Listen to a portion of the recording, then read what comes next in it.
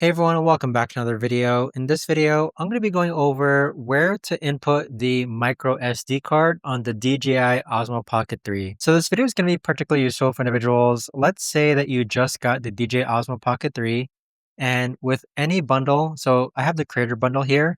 This actually does not include a micro SD card. So with the SD card, you actually go ahead and insert it on the side here.